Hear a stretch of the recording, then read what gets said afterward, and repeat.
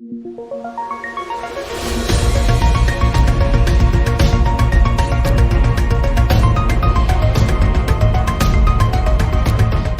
let's start.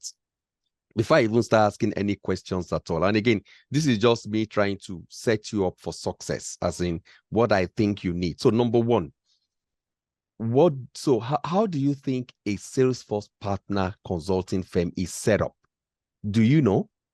And don't be afraid to say no. If you don't know, just tell me no. And then I explain, you get it, we move on. So what do I mean by a partner consulting firm? It may be Salesforce, it can be Microsoft, it can be SAP, it can be anything. Do you understand that concept of partner? Yes, I do. What do you understand that to be? So they are more like, high-level agents for these CRMs, whereby they help organizations implement what the CRM the product that CRM has. So they are registered. I don't understand much of the registration, but they are registered with Salesforce, and then they are able to sell these products to other people. Okay, now, good attempts, nothing wrong, but I'm going to just tell you what I was expecting to hear, right? So most software shops, and when we say software shops, we're talking about big software shops. If you want to take notes, get a pen and paper, you can be writing. That's fine. Yeah. Now, software shops like Microsoft, SAP, Oracle, Adobe, Salesforce, whatever. They all have their headquarters somewhere in the world. Most of them are in Silicon Valley in California, right? In the US. Now, if somebody today wants to implement Salesforce in Lagos, Nigeria, they will call Salesforce headquarters in the US, right? Now, but do you think Salesforce would want to send somebody from the US all the way to Nigeria to implement Salesforce? Most likely, no. So what are they going to do? They're going to look into their inventory to see if they have a partner company that is in Lagos that they're going to send that company to and say, this company will help you with your Salesforce implementation.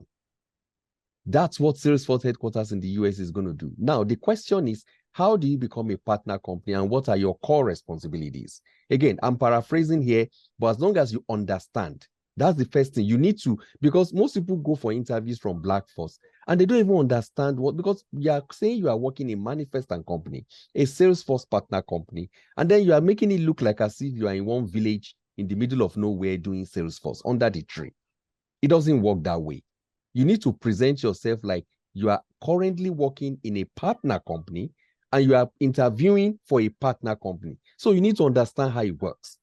So every software shop has a method of onboarding partners. They have their criteria, and we don't need to go into the details.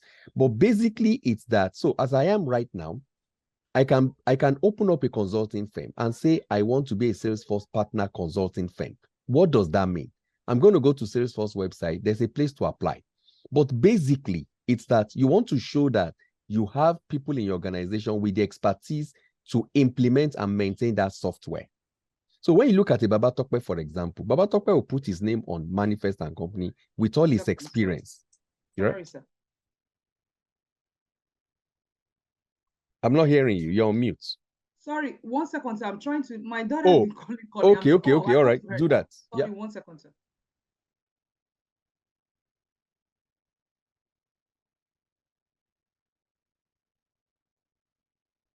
Now, so basically what that organization needs to show is their ability professionally with the right skill set to be able to implement that software. And that's why you hear things like there are bronze partner, there are silver partner, there are gold partner. It's basically the amount of revenue they bring. So when that company goes out and implements Salesforce for a potential Salesforce customer, again, I don't know the nitty-gritty, but I'm sure that Salesforce, the product themselves, they will get something. But instead of them having to fly somebody from the US to Lagos, they're just going to refer that customer to the company in Lagos that is a Salesforce partner consulting firm. And those ones who do the implementation, they will send their own people. If I'm working there, they will send me as a Salesforce consultant. And I go and do the discovery session. We map out this project. We tell them whatever we're going to do, and we charge them. But we need to keep our membership as a partner with Salesforce. And that's why you see so many organizations. They don't just say they are partner for Salesforce. They are partner for different shops, as long as they have the skill set. And that's why, say, partner companies like Deloitte, why would they be paying their staff $1,000 to do a certification? Why? It's because when they go, they need to profile their organization and say, you know what? And it's the same thing with Wingate. It's on their website. They said they have 70x. So what they're trying to say is that when you combine all the certifications of every Salesforce professional in their organization, it's 70. That's the way they profile themselves. They will say they have 10 Salesforce experts, each of them 7x. So, and bigger consulting firms will say that they have 100x. So that's why they will pay you to write certification, because at the end of the day, that's what they are going to show. It's like their own resume. Instead of you doing your resume, that consulting firm, when they are doing their resume, they want to be able to show that we have experts in non-profit cloud, experience cloud, sales cloud, service cloud, all that. And that's why they'll be looking at somebody like you. Because when they present you to the company that you are going to implement for, by the time you enter the room and you show your profile, and then you say that you have 7 years of experience in Salesforce, you are 7x, you've done these projects and all of that, what do you think the client is going to be looking at? Is anything you say, they're just going to be saying yes, sir, because they know that you know your stuff. Now, that is the persona you are bringing to this interview. Does that make sense? Yes. Hello? It does. It does. Now, absolutely. as a partner company, most of it, again, these are rule of thumb. Everybody works different ways. But when I mean partner companies, the likes of Deloitte, Accenture, KPMG, Ernst & Young, Manifest & Company right now, they are all the same. The model is the same. Most of the time, there are 2 work streams. By work stream, what do I mean? The first work stream is that they go out and look for a potential product customer. So it can be Salesforce, CRM, Oracle, it doesn't matter. And they look for somebody that needs Salesforce, in this case, and they approach them. It could also be that the organization is the one that's saying, hey, we have problem here, like your billing projects, like your grocery, whatever, that grocery, whatever, yes, whatever you did. That company can come out and say, hey, we are expanding, we need help. And they will send out what we call an RFP. An RFP is a request for proposal. Some people call it RFQ, request for quotation. Basically, what you're going to say is that, hey, we have this problem. Today, we are using Excel. It's too slow. It's not efficient. There's data error. There's duplicate error, whatever. And they will put that call out. And then all the companies will come. A consulting firm from Microsoft will come. Another one from Salesforce will come. Another one from Adobe will come. Another one from SAP will come. All of them will come and make presentation. That's why they give you case. That's why when Babs Kenke is talking about case in his HR, whatever, because that's you going to a client and telling the client why he needs to use Salesforce. And that's why when I talk to people, when we're making our project demo in group 4, I wasn't the one that presented, but one of the things on our slides was like, why Salesforce? So because at some point you need to present why Salesforce? Why are you here to market Salesforce? I say, why not Salesforce? That's what I say. So I put it there. Why Salesforce? I'm talking to my potential customer. And I say, why not Salesforce? Why wouldn't you want to go with that kind of a brand? Right? Oh, yeah. What the percentage, sir? You can check it online, but the last time I checked it was about 21%. And the next person was like 13, maybe Oracle or I'm not sure which one. That's number one. In the last 9 years, almost a decade, it has remained number 1 market leader within the CRM space. Why wouldn't you want to go with a product like that? They were one of the first CRM products that went cloud-based. Everybody followed them. They were a pace setter in going cloud. When the pandemic hit, most of these CRM were still using on-premise servers for their clients. But Workday, but Salesforce was already in the cloud.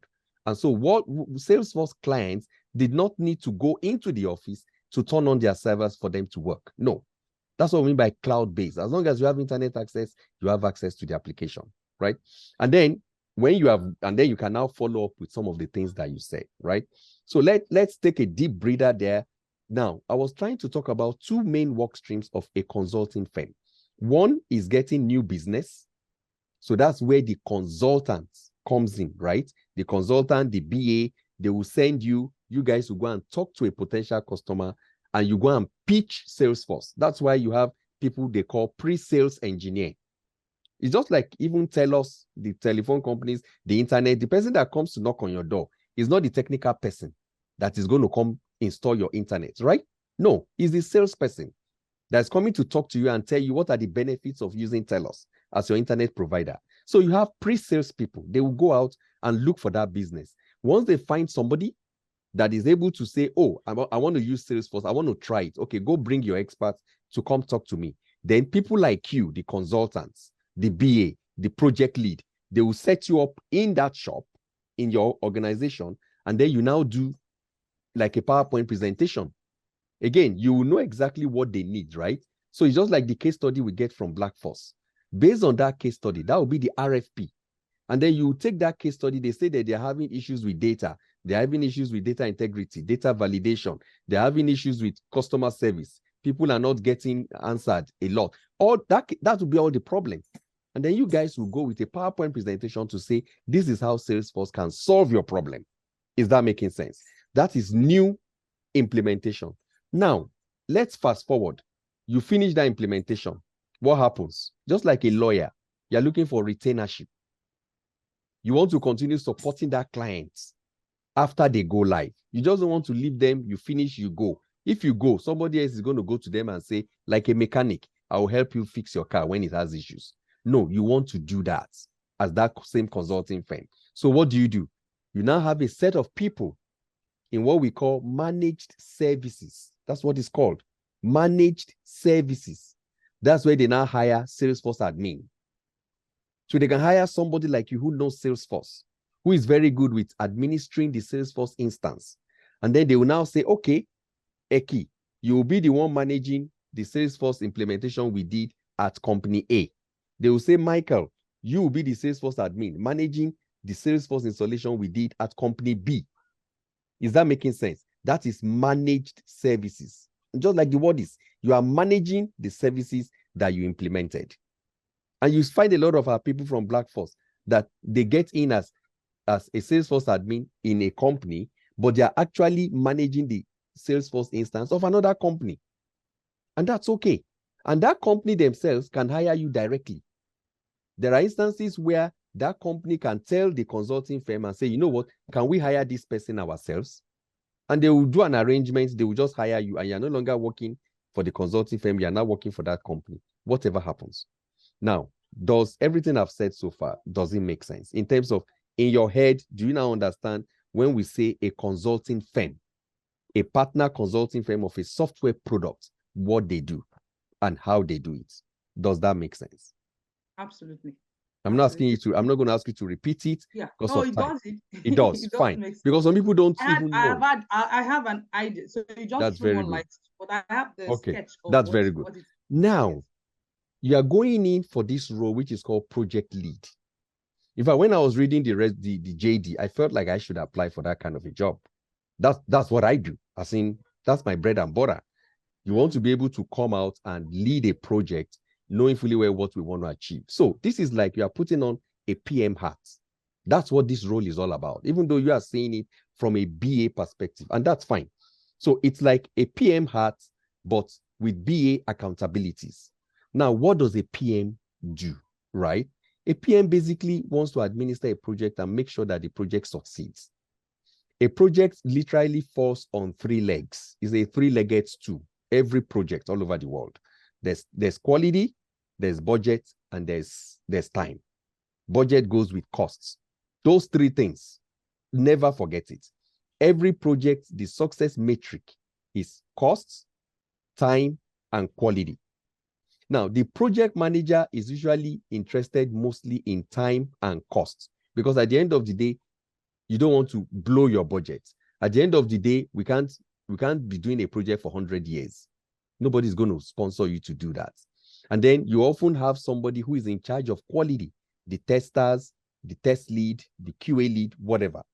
3. Now, what's your role?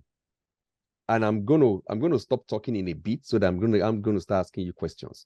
Now, in this consulting firm, I've asked you. So let me ask you now. What do you think will be the role of a Salesforce admin in a consulting firm? very quickly. Yes. So I think the role of a Salesforce admin in a consulting firm would be to help manage, other orgs or manage services in other organizations or orgs where they have either implemented or have someone implement, Salesforce solution to them, and they want somebody to manage the org, as it were. The role of a Salesforce consultant is to also understand the requirements, create a design, and implement the solutions that's that they come up with. Okay, good. Now you are talking about like the second half. There's the first half. A Salesforce consultant should first and foremost understand the product. So again, that's why they say Sales Cloud, Service Cloud certification is an asset, because the implementation is a Sales and Service Cloud implementation. They can't carry you who doesn't know CPQ to now go and be the consultant on a CPQ implementation project, right? It doesn't make sense. So a Salesforce consultant is that subject matter expert that understands the subject domain that is going to be implemented and is going to be like the face of that project. So in some cases, it can be the Salesforce consultant, but in the case of these folks, Wingate is the project lead. Now, it doesn't mean that they can't have a consultant in the project. And that's why I want to delineate it a little bit. So the consultant is more of the guy that needs to know what needs to be done and how. Now, it doesn't mean he's the one that will do it. So, but he needs to know that, okay, sit down. He's the one that will kind of lead the discovery session, that will say, okay, what exactly are you doing today? What is your current state? And what are you thinking that you want to achieve by using Salesforce? So you guys will start talking, as in the clients will start talking. Today, I can do this now. Now, today we are doing this. Tomorrow, this is the way we want to do, right? That's the guy that needs to lead that conversation. Now, the project lead, if they have, the project lead is like a project manager. It's just that different organizations have different names for all these people, right? But he is the one that will be accountable for the success or the failure of that project. Does that make sense? So he will be the one that would even be like responsible for canceling. I said canceling. Responsible for budgeting, responsible for resource allocation. He's the one that will be responsible to say, okay, we need 6 people on this project. I need 1 developer. I need 1 consultant. I need 1 BA. I need 1 admin, whatever, right? That's his responsibility. Is that making sense? Yes. Okay. Now, any questions? Because now I want to jump into the JD. No questions. Okay, good.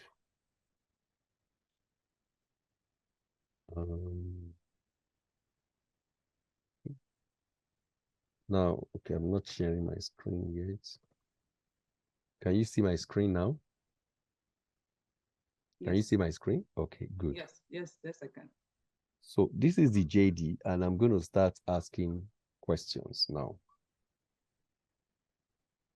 Okay. Just give me a sec. So I went to ChatGPT, and I asked ChatGPT to give me the kind of questions that I should ask you. Okay, and they are here, based on the JD. Okay, so let's start from here. So can you so number one, so before we go into that question, the structured question and answer, do you have projects that you have highlighted that you are going to use? Which projects? Yes. Would you use for your talking points? Yeah. I'm going to be talking about the global grocery.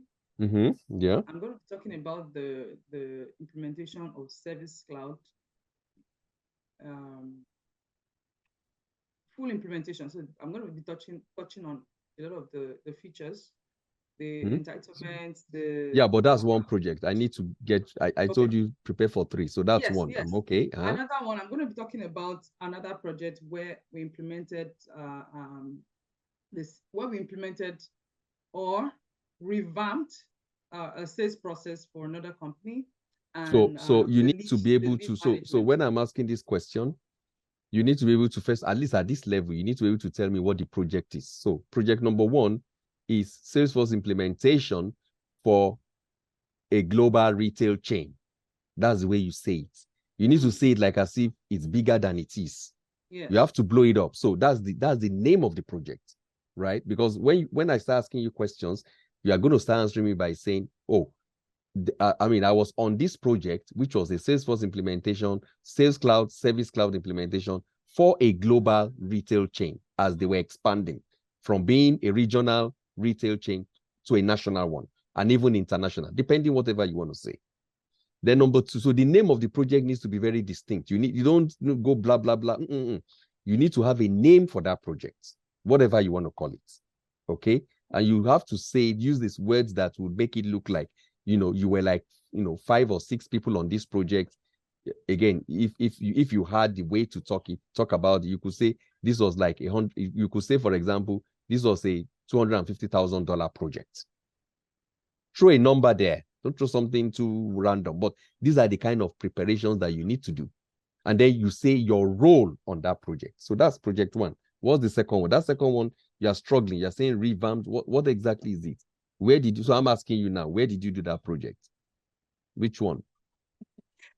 So it's the same global grocery, but I'm sharing it into two. Like I'm talking about the sales implementation as a separate project. I'm talking about the Service Cloud as a separate project. Then that means you need to give them like 2 separate names. And then you can't use global grocery twice. No. Exactly, right? Okay. And then what about the third one? The third one, I'm using the learning management system app. Very good. The one you did in your internship. Yes. Okay, so that's very good. And then, but yeah, I learned about it. You learned about, but which one did you do in your group? It's entitlement. So it was still the same as the part of global. Okay, all right, but you are going to speak to it, right? Okay, so we have 3 projects, right? So tell me, how do you want to introduce each of those projects so that we get that out of the way? Maybe I may help. I may want to help you introduce it properly. So the first one, tell me.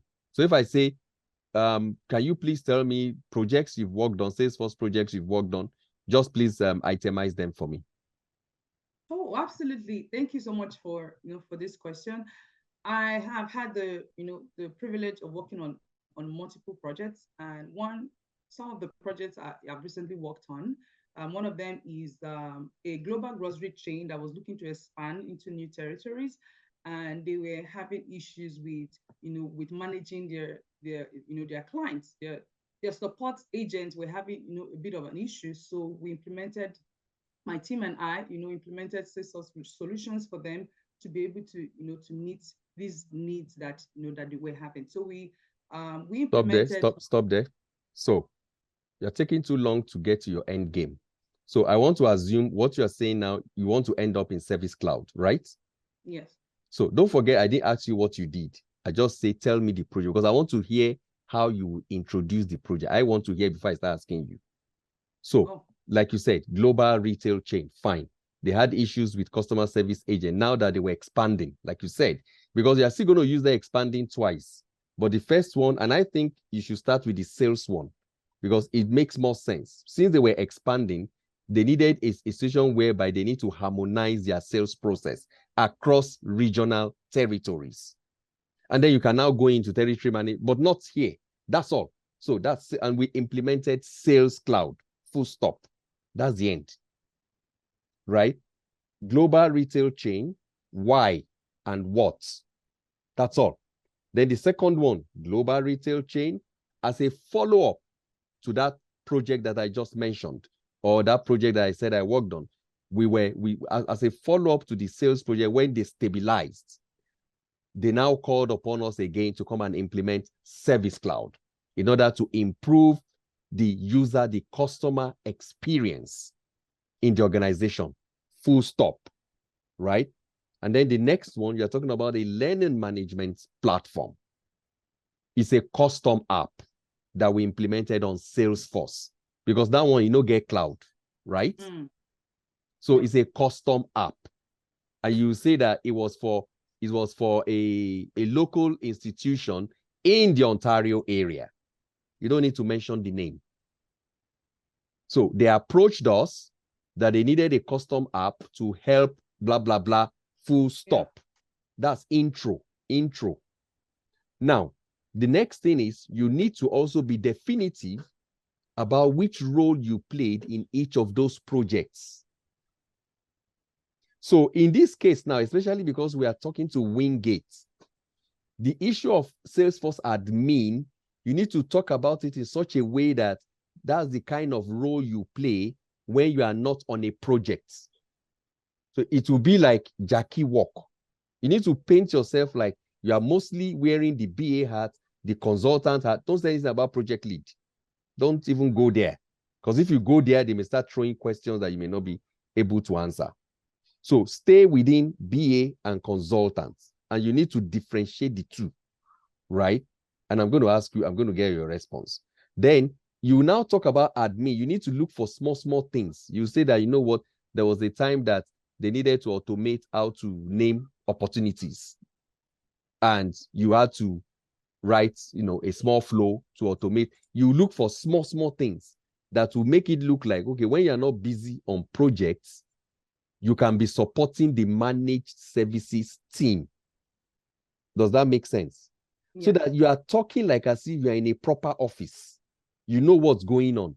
When you are not on this side of the fence, you are on that side of the fence. Does that make sense? Hello? Yes, sir. I'm taking notes down. Yes. Good. So this is the question I asked. I said, can you describe your experience in defining business requirements? That's what I asked, right? Now, what you technically answered me was like this. This was what you answered me. That was the question you seemed to be answering. Would you ask me why, or you agree, or? Yeah. Do you see the difference between the questions? Number 1 and number 4? You see the difference? What you were answering me was technically number 4, but that's not what I asked you. What I asked you was number 1, because what we need to do is to make sure that you understand the project delivery life cycle, right? Project delivery life cycle, you plan, you analyze, you design, implement, tests, and integration, and then maintenance. I mean, can I assume that you at least understand at a high level what is going on here? Oh, yes. Do you? Okay, good. So most of the time, you as a BA, you have roles in each of these, but you are very heavy in 1, 2, and 3, because it's your documentation that will inform the design. Now, but it's good that you are aware of what is happening, because we are also making sure that whatever they design and implement is in line with whatever materials you got from the customer, right? And that's where your business, that's where your requirements elicitation come in. As a BA, that is your bread and butter. You need to sit down with the clients to say, how do you do things today? Let me know. What are your expectations for tomorrow? That's your bread and butter. That was what I was expecting. So all the things you were saying that you did, I needed to first of all see, what did you do in 1 and 2? You went all the way, and you didn't even tell me what you really did in 1 and 2. You just kind of went to 3 straight. Yeah. You get my point? Yeah. Yes. Now let me try to answer that question, and listen carefully. We are recording, right? Now, thank you very much for that question. I recall a project that I recently worked on. I was part of the project team on a project to implement a custom app for a local education institute in Ontario. Upon discovery, so that's here, this 1 and 2, that's where you want to stay. Upon discovery, we realized that the client lacked any form of streamlined processes for all their day-to-day activities and operational things that they do on a day-to-day basis. It was obviously clear that they had inefficient processes. Like you had said, there was no record of truth. There was nothing to say this is how things needed to be done. They relied so much on just personal employee experience. And what that meant was that things were not done in a streamlined way across board. Now, we quickly made them to realize that they needed a Salesforce custom app. Now, at this point, it was imperative for me as the BA on that project to document and to elicit and document the business requirements. This started by me asking critical questions on what they did today and how they did it. And then from there, we were able to outline all the inefficiencies in their current state processes. Having done that, the next step was to see how Salesforce would help alleviate all these pain points. And those were documented as well. Like I said, it was a custom app. So we needed to see how we could help them with a streamlined onboarding process for their students by using a custom app where we can, accept students' information, populate them into, objects as maybe defined within Salesforce. We looked about, even how they could also register for courses. So we created different, so we had to itemize different objects that we will use to capture their grades, the courses they will register for, and all the likes. And all these were documented, and I handed off the documents to the functional consultants, who now met with the technical consultants to come up with a design. I was part of the design workshop, even though I was not fully responsible for the design. But I needed to make sure that the design was in line with what the clients wanted. Now, anything beyond here, you don't need to start saying, I did, because your work don't finish. You can also, another place you can also say you are collaborating with somebody is testing. You now say that when we go to the testing phase, or even prototyping here, because what you want to do is, what does a BA do in each of these roles? So let me quickly tell you.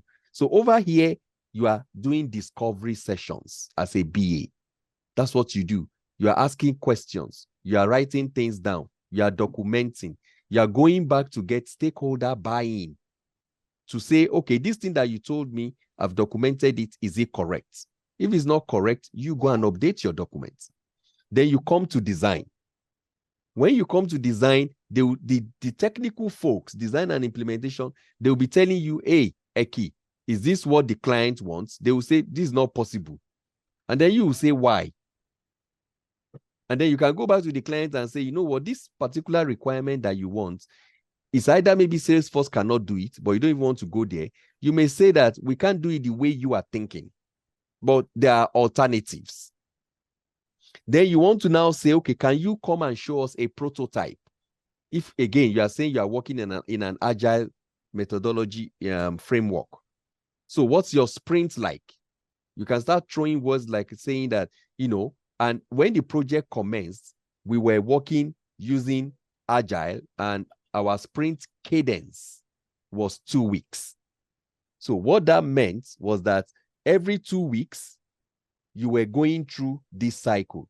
You would analyze, you would design, implement, test, and then you will come and prototype what you have done.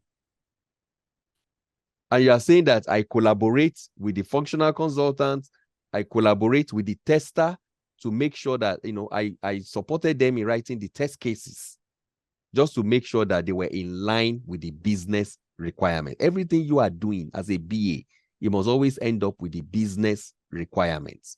Anytime you are collaborating with anybody, what you want to be doing is you want to be mentioning the names of the people you are collaborating with, because you were just saying we. Who is we?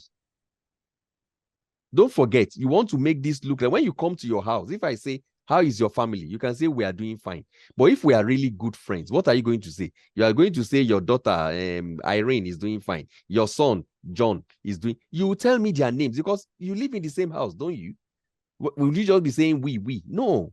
If your mom calls from wherever, are you just going to say we are doing? No, she's going to ask for everybody in the house. And you need to be able to tell her this person. So that's the same way you want to be mentioning. You don't need to mention names. You want to be mentioning their roles. So that you want to make it look like it's true. I was working with these people, and they can't tell you are lying because they are not there. That's why I tell people, anything you say, nobody can challenge you. And especially when you say it confidently, you articulate, you are assertive. How can they challenge you? Then they're your office. But you want to be mentioning those things. So you're saying that I supported the tester when they were writing test cases to make sure that they truly reflected the business requirements. And then, you go round like that. You always need to have this thing in your mind, because that is the whole essence, especially if you're in a consulting firm. They have to follow this process. They're not in black force. Make sense? Yes. Okay. Questions? No question. I don't think I spoke too much grammar, what I said now. No, yes. Okay, right? All right. Yes. Now, yes. So that's one, and I'm not going to spend too much time. So I'm going to ask, so now, because this question you have technically answered, not bad, but we can't be saying we. Yeah. Right? And there are times you can say that, you know what, I set up, you can even say that I was part of the initial project planning. So don't forget you were the BA, right? But you can say I was part of the initial project planning with the project lead. That's how you can bring in project lead. So that even if you have not been a project lead, they know that you understand what a project lead is. And then if you want to truly understand what a project lead is, go and read their JD now. That's what a project lead does. So you are not manufacturing anything. So whatever they are writing in their JD that a project lead does, that's what you now. So if they say, so what was a project lead doing? You quote back their JD to them now. Is that not what they say? Exactly. Yeah. But you know that I've told you a project lead is more like a project manager, right? He's accountable for the success and the failure of the project. But you were a BA on this role. Does that make sense? Your BA work, you need to talk about elicitation of requirement. It's very key. You're talking about you leading discovery sessions. It's called discovery because you want to discover what they are lacking, how you are going to solve their problem, how you are going to document their current state, and you're also going to document the to be future states. Yes. Those are the terminologies you want to be using as a BA. You can even say that you also drew workflows, as in like Visio. Have you done any? Yeah. Exactly. Process or Lucidchart, process maps. Exactly. You want to be saying things, those are the things. Don't say we. Don't say we at all. You say I did, and then you can say I collaborated. Don't say we. There's nothing like we. We is a way of you hiding what you don't know. So when you say we and they say you and who, and then you start thinking, no, you don't want to do that. Any questions? No. Okay, so that's BA, right? Like I said, we can't do everything, but so let's try. So how do you stay updated? Tell us it's doing very fast. No. So how do you conduct project status?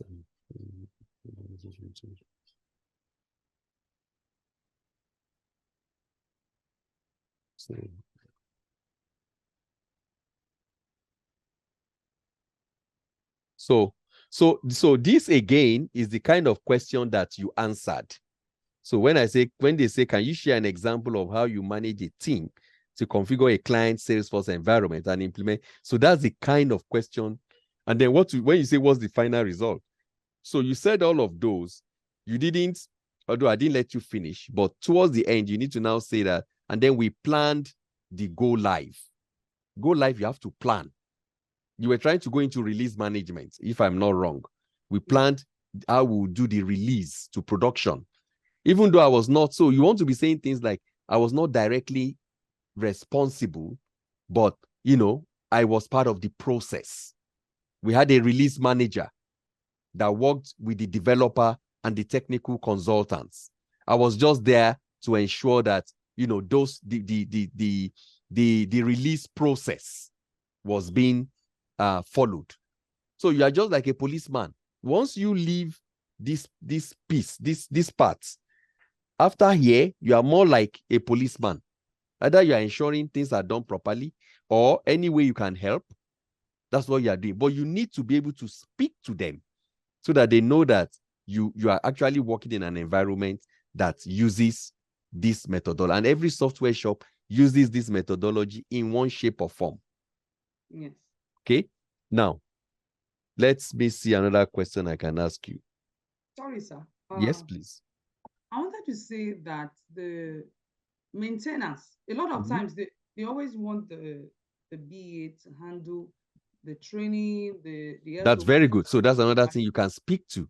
So you can say that, again, depending how the question goes, you're talking about user adoption. User adoption. So these are questions that come up. That how do you improve user adoption? So nobody wants change, right? Change management is, nobody wants change. So how do you help with user adoption? You can say, thank you for that question.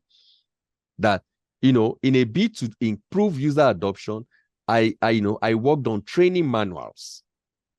And you now start telling them how you executed it. As in, did you use, face-to-face training in class, as in classroom teaching? Was it online? You say all those stuff. Is that simple enough to? Yes. Okay. Now, so how do you conduct project status and strategy meetings with clients? Give an example of a successful interactions and any challenges you encountered. So these are, you can see, it's under project leadership. So these are those project lead questions. Because ChatGPT was able to know that, okay, this is a lead role. So that's why it's asking you these kind of questions. That is, can you even speak to this at all? Let me just hear you. Okay, I'll give it a try. Okay. So how do you conduct project status? Yeah. So pretty much I handle most of the projects I've been in.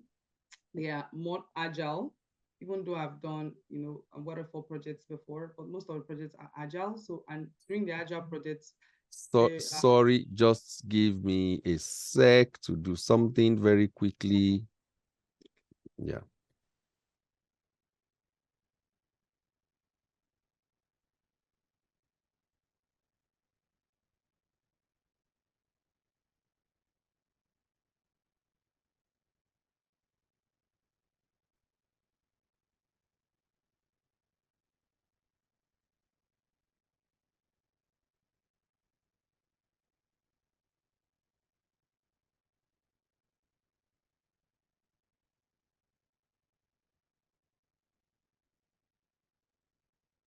So I want you to answer this question now with the mindset of you were a consultant, because so every time you're answering a question, let me not say every time, most of the time when you're answering a question, you want to be answering the question from the point of a project.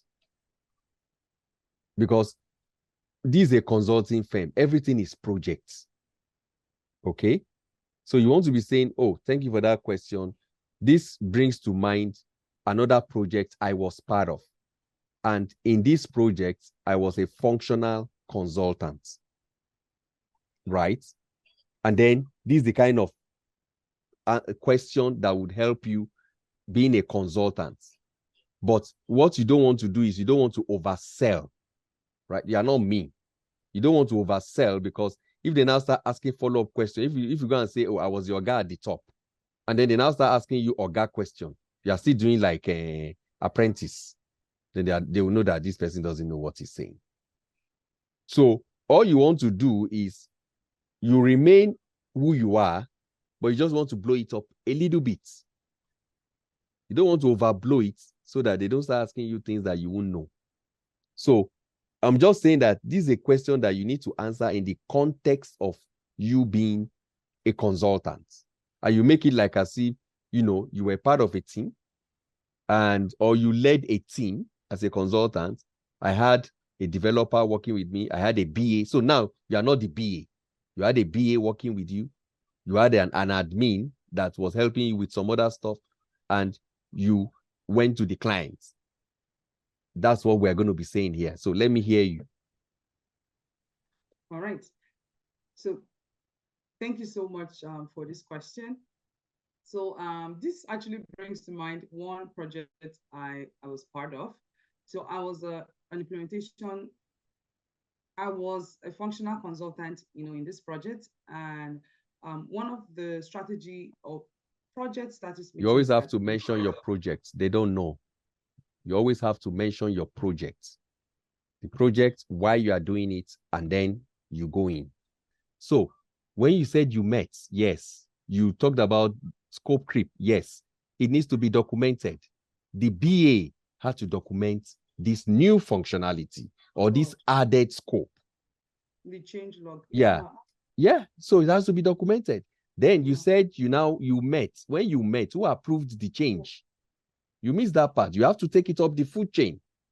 So it's either you can say you as the consultant, you worked with the BA to come up with the business case and to look at the impacts. And then you now sent it to the project lead. These are where you use project lead. You're not the project lead. You're just telling them that, you know what, you have worked in an environment where there was project lead. You're trying to make them remember that even though you're not project lead, you know project lead. It's like, okay, I'm not in the presidency, but I know somebody there.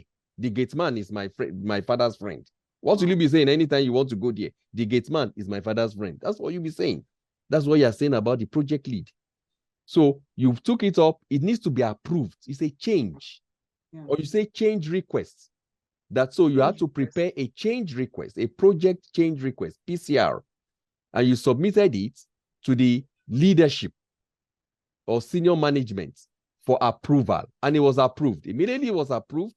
That task was handed over to our Salesforce administrator on the project. You see how you have split the job. Everybody has their job. You were the one that had the conversation. You did that perfectly. That's your job. There are other things to do. Project lead needs to approve the change. Once it's approved, so BA needs to document, right? When they document, you look at it, you work with the BA, right? You put it together, send it to the project lead. Project lead will take it up for approval. It's approved. Now, who is going to action it? Is it a developer work? You said approval process. An admin should be able to do it. So you now said, okay, we now designated it to the admin. And then when the admin was done, the tester, that's another person on the project. You have to mention all of them. You had already given the tester the heads up, and the BA was collaborating with the tester. Don't forget, you're not a BA anymore here now. And then they wrote the test cases, right? And then you looked at it, you reviewed it.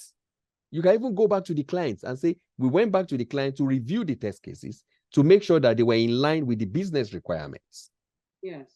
And then it was tested. The clients did the UAT, and and the client did the UAT, and they were happy with the outcome. Then you are done. So every time you need to, it's just consider your family. Anytime somebody asks you, how is your family? You want to talk about your husband, you want to talk about your kid, all of them, one by one. Look at them like your project team members.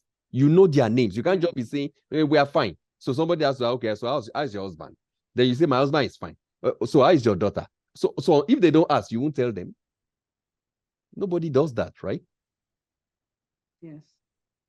Okay, so let's keep moving here. Now, client relationship.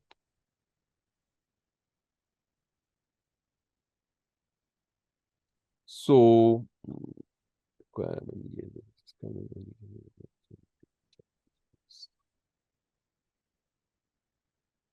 how many certifications do you have right now, Eki?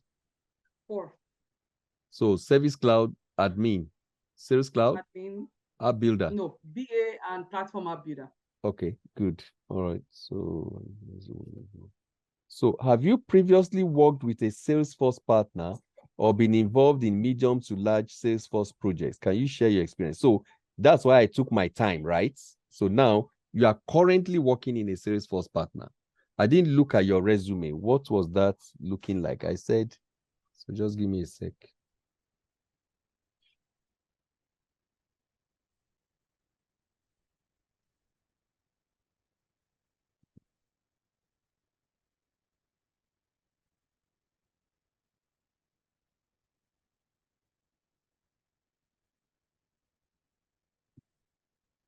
Sorry,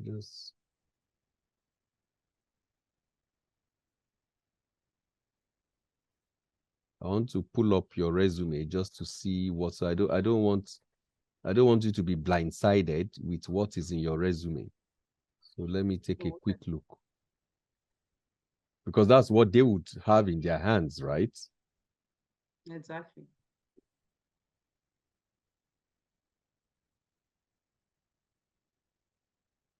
Okay. So blah, blah, blah.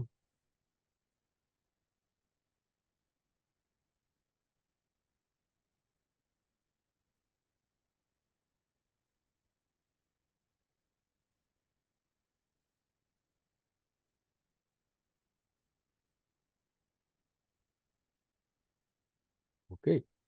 Resume looks good. So, all right. So that's fine. Nothing strange.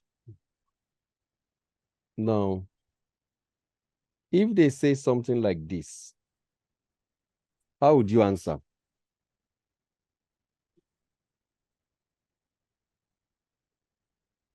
Very experienced in budget and scale. Mr. Boy, if you help me answer this one, it would be great. I have little information So with regards again, to because budget. yes, and you can't oversell. So this is where you come out like as if you've been part of getting this done, not like you are championing it. You don't, because if you oversell, the moment they get you, they'll just throw it to you, right? So you say, you know what? In my current role as a BA and a consultant, depending on the nature of the project that I am on, right? This is not something that is really that I'm accountable for right now. However, I've been part of sessions where these have been discussed. Now, when we talk about budgets, it's basically ensuring that we are not spending the resources that we don't have. When we talk about budget, it ranges from finance, ranges from human resource, and even it could also be in terms of software. It's whatever the project is going to cost us. And more often than not, the budget is always coming from the project sponsor. So we would already would have a budget. And I've been in sessions with project managers, project leads, where we kind of brainstorm and see how we can best utilize the budget that has been allocated for the project. So you are not saying you did it. You are not saying you don't know about it, right? So, but at least you've given an answer that is somewhere in the middle. It's not like you are a novice that you don't even know what it means. You are not coming across like an expert, but at least they say na at all, na in bad pass. Right. Then in terms of schedule management, this one you can always say that as a BA, as a consultant, you've worked closely with the PM or the project lead on projects to come up with a project plan that will itemize what activities will be done on the project along with the accountable parties. Basically, what's scheduling? Scheduling is basically when we start initiation. Again, go back to, excuse me.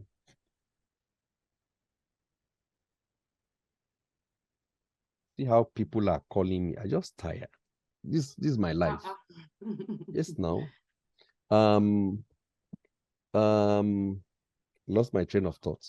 So I wanted to go back to this diagram that in terms of schedule management, you want to say that that you've worked closely with project managers and project leads, right? Where, you've planned a project together. And basically, what's the planning of a project? The activity, the time, and the resource. So your BAs, whatever, eliciting requirements, meeting with stakeholders, documentation, doing process maps, and all of that's your own part. It will all be in the project plan. That's scheduling. And then you can now say that we've had issues whereby we needed 2 developers, but we didn't have 2 developers available for the project. And then your project lead had to escalate. And your project lead, now, fortunately, you guys midway into the project, you were able to borrow or you take on loan a developer from another project. Say things like that.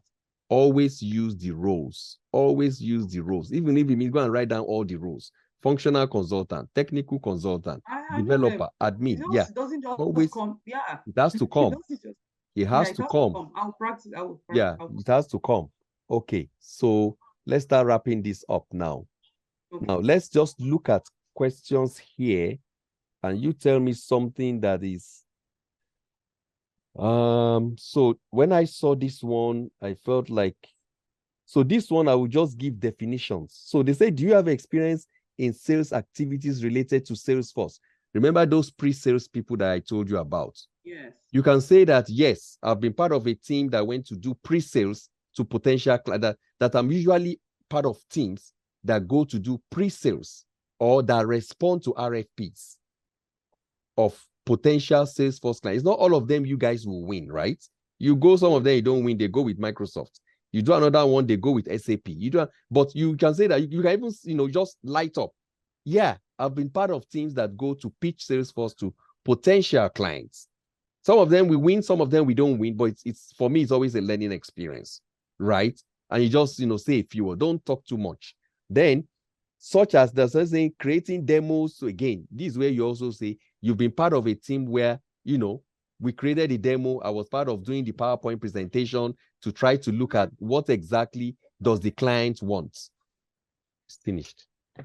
That what exactly does the client want? And you prepare a demo, right? You say all those kind of things. Yeah. Now, do you know what these things mean? Statements of work. So statements of work is a project management terminology. It's basically what the client tells you that they want to be done. You just be like, say, you want build house. You go to an architect. You tell him it's a 3-bedroom house, 2-story building, 4 bathroom, 2.5 toilet, a living room, bonus room, everything. That's the statement of work.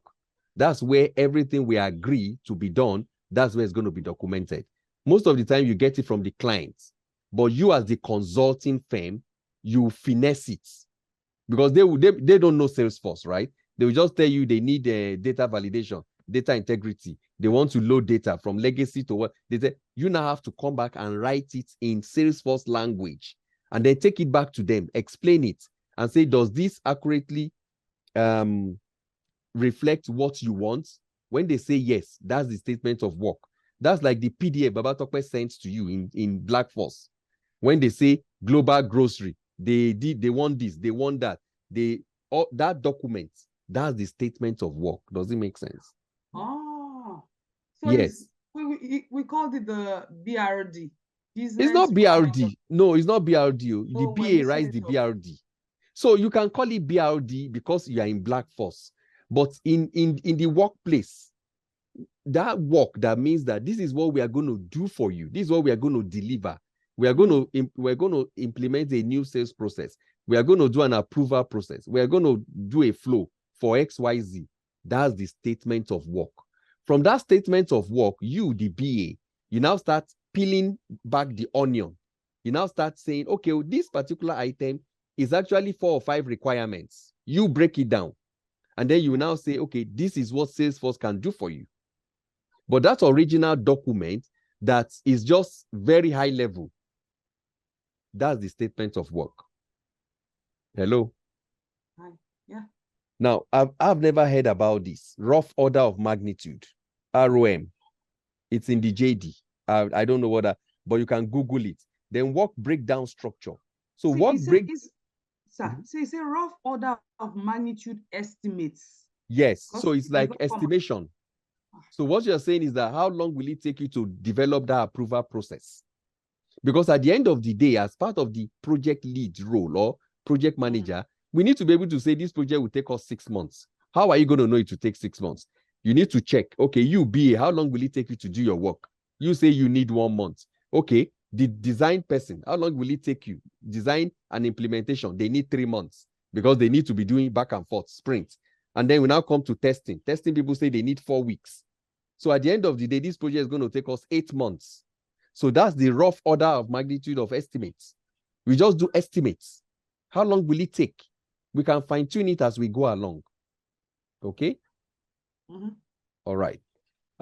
We need to stop now.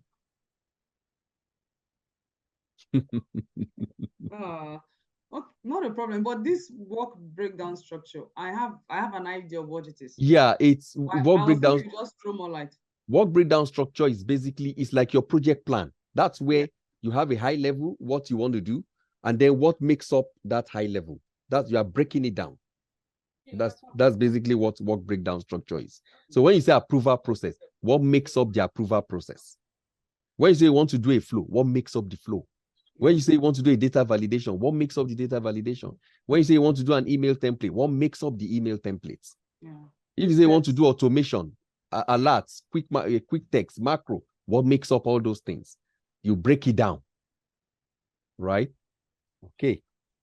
Anything else? You are familiar with agile, waterfall, hybrid. Those are all normal stuff. Yeah. So I will send this to you. I'm just going to do that right now.